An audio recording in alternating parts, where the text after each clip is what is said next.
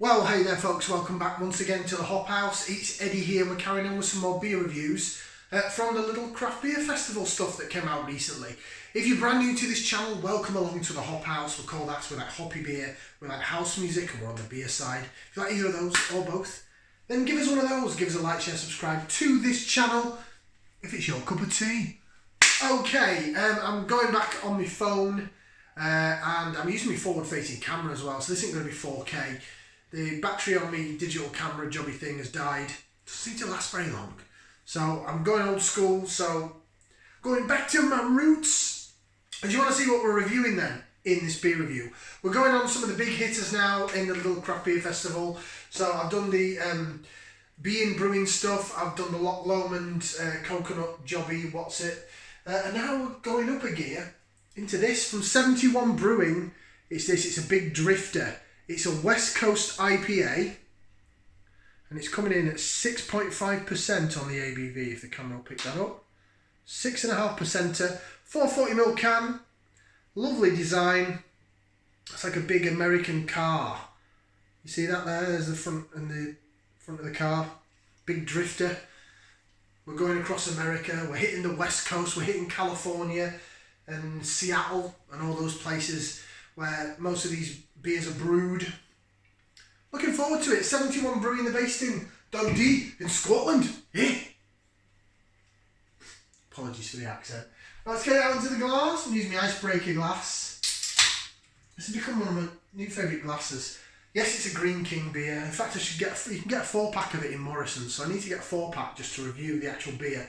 But I did get this from a Green King pub. And it's my new favourite glass. If I'm drinking, just normally drinking, not reviewing, this is usually the glass I tend to go for. Honest to God, I'm not going to lie. Right, so I'm going to pour it all out. We'll pour and re-pour. But there's your beer in the glass. Some bubbles at the side of the glass. It's quite clear. Tiniest bit of haze. Tiniest bit of haze, not much at all. It's clear and see-through, got a nice white head on it. But if you have a look how golden and ambery it is. This is what West Coast IPA is all about. So we've been haze bombed out, and don't get me wrong, IPA is still my favourite style of beer. I love some of the juicy, really hazy, sort of fruity NEPAs, New England IPAs. I like the mountain stuff. But the West Coast is where it started. I think of Jaipur by Thornbridge. I think of Old Empire by Marston's. And these are all beers that sort of got me into drinking IPAs in particular. Even the Hobgoblin IPA has got some elements of West Coast to it, where they're adding hops into the boil, and you're getting the why, you're getting the bitterness, you're getting grapefruit pine needle, and all lovely lemon and lime citrus, rather than your mangoes and your sweet coconuts and pineapple and stuff like that. You're getting more wah. So that's what I'm expecting from this. 6.5%. This was £1. I'm going to say 179. I think this was in the 179 category. Big drifter then. Shall we give it a whiff? See what we can sniff. That's exactly what I'm going to do. Put that into there. Yeah. Smells like a Westie. I'm getting some sweet caramel malts. Get a little bit of pepperiness from that as well, actually, like traditional hops. But I'm getting pininess. I'm getting piney, grapefruit piney, and like caramel malt, which is probably the darker hue of the malt bill. I like it. It smells good. I'm liking that. I like a good West Coast. Probably one of the best West Coasts I've had recently. It's actually the Hawkshead one, the Route 590. I think that's real old school. It takes it back to that war, there's rampaging warness. The wah is big on that one. Some of the Brewdog ones have not been very good. The Puppet Master was poor. The Buxton collaboration was okay. It was drinkable. I quite liked it, but it wasn't really that wah. But the overall flavour I liked. It was sort of inoffensive.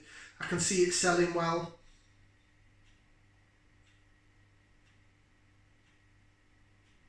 Right, the smell's taking me to places I've never been before. well, I'm liking the smell, right? Bottoms up, down the hatch.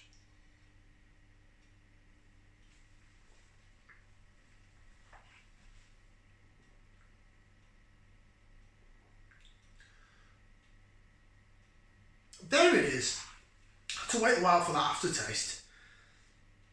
It's quite piney, quite orangey.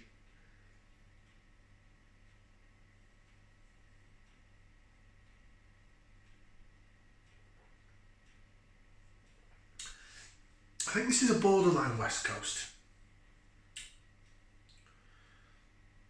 It's acceptable. Certainly nothing wrong with it. Doesn't smell bad, doesn't taste bad. Really quite peppery in the aroma, but it doesn't come through on the taste.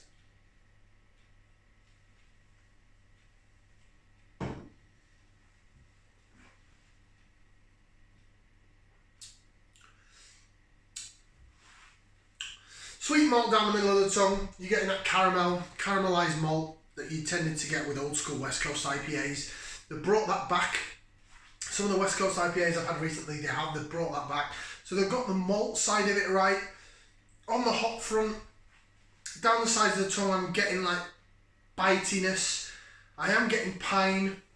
I'm getting some grapefruit and citrus, like lemony and orange. Not really lime, but I'm getting piney on at the back end.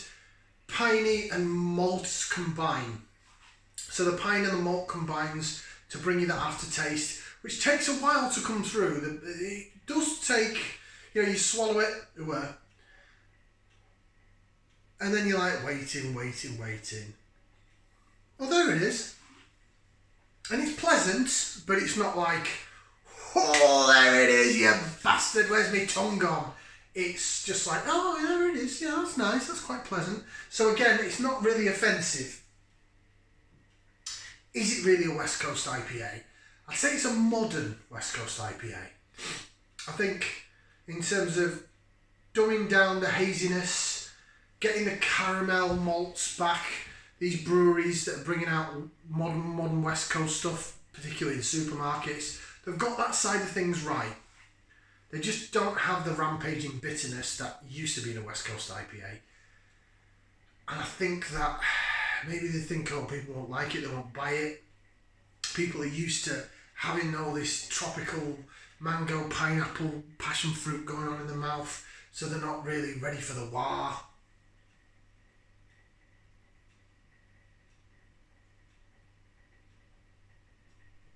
Either that, because at the end of the day, I'm not an expert, I don't work in the industry, I don't brew my own beer. I'm just a fat lad in the kitchen. On the other side of that, what you could say is maybe because we've been so juiced out, palates have adjusted, and so when you get some bitterness, it's not as wah as it first was.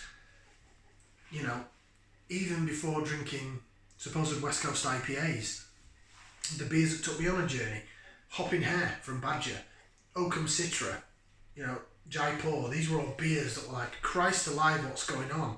Really made me pull a face. And then I got used to them. And I enjoyed them. I think the same now over the last 2 years is this probably the same with New England IPA. I've gotten used to,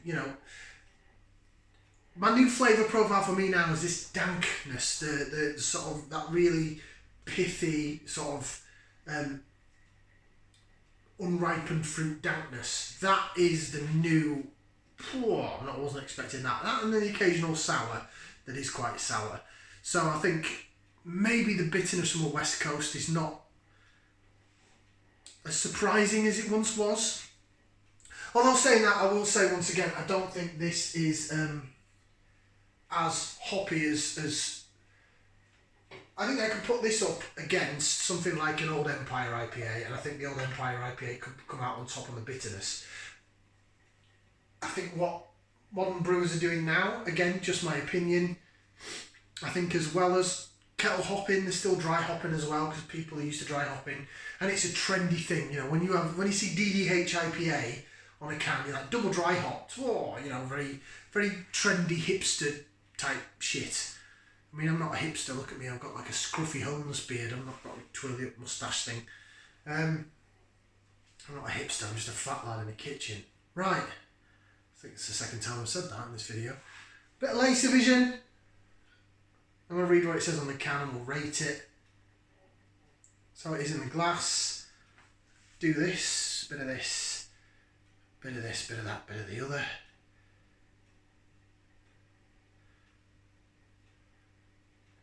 Yeah, I mean the bubbles chase the bottom of the head and the magic trick and all that stuff. Yeah, it's definitely a bit of pine, caramels is big, bit of sort of blood orange and then a bit of pine on the smell.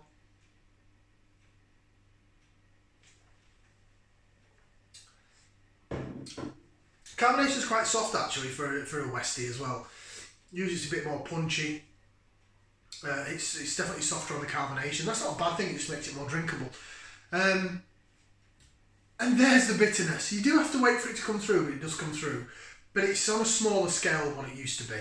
Right, overall then, I'll read it and then I'll rate it, sorry. So Big Drifter, West Coast style IPA, featuring Azaka, Cryo Citra and Simcoe hops. Big bursts of tropical citrus and pine are balanced with a satisfying bitterness. I wouldn't necessarily say I was getting tropical. I'm getting citrus orange. I'm getting a bit of grapefruit. I'm definitely getting pine. And there is a bit of a bitterness on the back end. 71 Brewing for £1.79 though. Can I really moan and grumble? I guess not. You get what you pay for. I like that. Ooh, what do I give it? I give it a thumb and a half. I like that equally as much as I like that Being Brewing New England IPA. I don't think it's any better. I don't think it's any worse. Taste-wise, it's not better. I think it's a better beer. But taste-wise, my overall opinion, yeah, it's a thumb and a half for me. It's decent. I'd buy it again. Go check out Lidl. They may still have some left in your local Lidls. Like, share, subscribe. Thank you very much for watching. We'll see you on the next one. Ciao for now, people. Ta-ra.